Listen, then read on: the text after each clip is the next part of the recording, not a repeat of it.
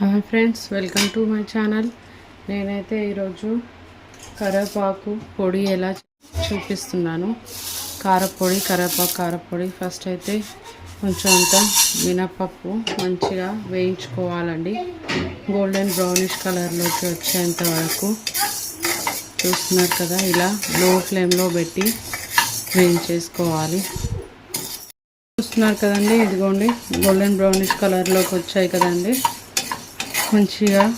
మంచి స్మెల్ వస్తుంది. ఇప్పుడైతే దీన్ని తీసి పక్కన పెట్టేసుకోవాలండి. ఇప్పుడు దీంట్లోనే కొంచెం అంతా కందిపప్పు వేసుకొని వేయించుకోవాలి. కందిపప్పు కూడా లో ఫ్లేమ్లోనే పెట్టి వేయించేసుకోవాలండి.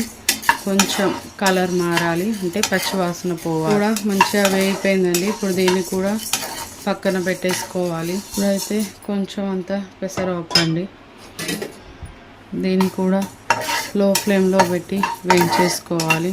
మాడిపోతుంది, చిన్న మంట మీదనే వేయించుకోవాలి. ఇది కూడా కొంచెం గోల్డ్ కలర్లోకి మారగానే చూడండి, ఇప్పుడు ఇది కూడా గోల్డెన్ బ్రౌన్ కలర్లోకి వచ్చింది కదండి. దీన్ని కూడా ఇప్పుడు తీసి పక్కన పెట్టేసుకోవాలి. కొంచెం అన్ని మెంతులు, కొంచెం అంత జీలకర్ర, ఇవి కూడా మంచిగా వేయించుకోవాలి. ఇది కూడా గోల్డెన్ బ్రౌన్ కలర్లోకి వచ్చేసేయండి. ఇవి వేగుతుంటేనే మంచి వాసన వచ్చేస్తుంది. అప్పుడు మనం తీసి పక్కన పెట్టేసుకోవాలి. దీంట్లోనే కొన్ని మిరియాలు వేసుకోవాలి. మంచిగా చిన్న మంట మీదనే వేయించుకోవాలి. ఇప్పుడైతే మిరియాలు కూడా వేగిపోయాయండి, చూస్తున్నారు కదా. ఇప్పుడు వీటిని కూడా తీసి పక్కన పెట్టేసుకోవాలి. ఇప్పుడైతే కరివేపాకును వేసుకోవాలి. మేము కడిగి మంచిగా ఆరబెట్టుకున్నాము. మంచి గలగల ఉన్నాయి కదా, ఇది ఇంకొంచెం గలగల అయితే అయిపోతుందండి. దీన్ని కొంచెం వేయించుకోవాలి. ఆల్రెడీ చూడండి కొంచెం మెత్తగా ఉంది కదా, మేము ఎండకు పెట్టుకున్నాం కదా కడిగి, కొంచెం మెత్తగా ఉంది. ఇది ఇలా అంటే పురపుర అయిపోయేటట్టుగా వేగాలి. ఇంట్లోనే కొన్ని వెల్లుల్లిపాయ వేసుకోవాలండి, పక్కకు పెట్టేసుకోవాలి. మిక్సీ పట్టేటప్పుడు వేసేసుకోవాలి ఎల్లుల్లిపాయలు దాంట్లో. ఇప్పుడు వేయించుకోవద్దు, ఎల్లుల్లిపాయ వేయించుకోకూడదు, ఇవి ఇట్లానే వేసేసుకోవాలి. మిక్సీ పట్టేటప్పుడు వేసుకోవాలండి. ఫ్రెండ్స్, ఇదైతే వేగిపోయింది. ఇప్పుడు చూస్తున్నారు కదా, ఇది ఇలా ముడితే ఇప్పటిదాకా ఇది మెత్తగా మలిగింది కదా. ఇదిగోండి ఇప్పుడు చూడండి, ఇట్లా పరపర అయిపోయింది. ఇలా పరపర అయిపోయింది కదా. ఇప్పుడు దీన్ని తీసి పక్కన పెట్టేసుకోవాలి. ఇదంతా చల్లార్చుకోవాలి కదా, పక్కన పెట్టేసుకోవాలి. ఇప్పుడు దీంట్లో సరిపడా అన్ని వట్టిమిరపకాయలు అయితే కూడా కొంచెం గలగలానే ఉన్నాయి, కొంచెం వేయించుకోవాలి. కొంచెం వేయించుకుంది వేరు, ఎండలో వేయించింది వేరు కదండి. ఎండలో పెట్టుకుంది వేరు కదా, కొంచెం వేయించుకోవాలి. ఆయిల్ అయితే ఎట్టి పరిస్థితుల్లో యూజ్ చేయకూడదండి దీంట్లో, ఎందుకంటే అది నిలువ ఉంచేది కదా, కారపొడి కదండి. ఇప్పుడు ఇంత సైజు చింతపండు అయితే తీసుకోండి, ఇంత క్వాంటిటీ. చూడండి, ముద్ద చేస్తే చిన్న నిమ్మకాయ సైజ్ అంతా ఉంటుంది అంతే. ఇప్పుడు దీన్ని అయితే వేసేసుకోవాలి. ఇలానే వేసేసుకోవాలండి. దీన్ని కూడా నానబెట్టకూడదు. మంచిగా దుమ్మంతా చూసి నారంతా తీసేసుకొని వేసుకోవాలి. చూస్తున్నారు కదా, దీన్ని వేయించరు. దీన్ని కూడా ఇలానే ఎల్లిపాయలు ఎలా వేసామో డైరెక్ట్గా మిక్సీ పట్టేటప్పుడు ఇది కూడా వేసేసుకోవాలండి.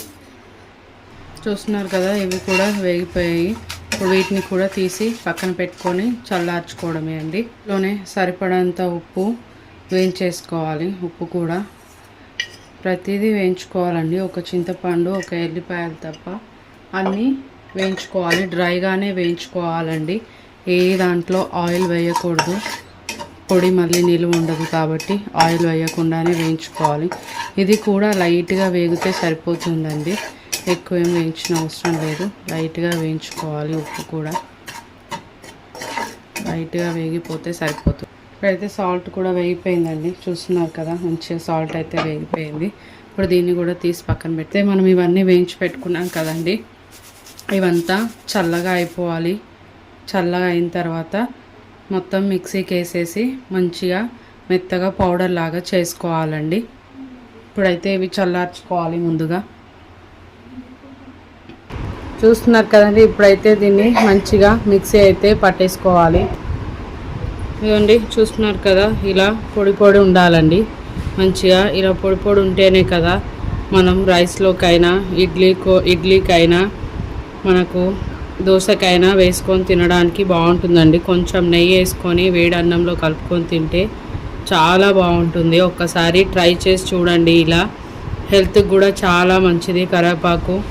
ఒకసారి ట్రై చేసి చూడండి. Thanks for watching. Bye bye.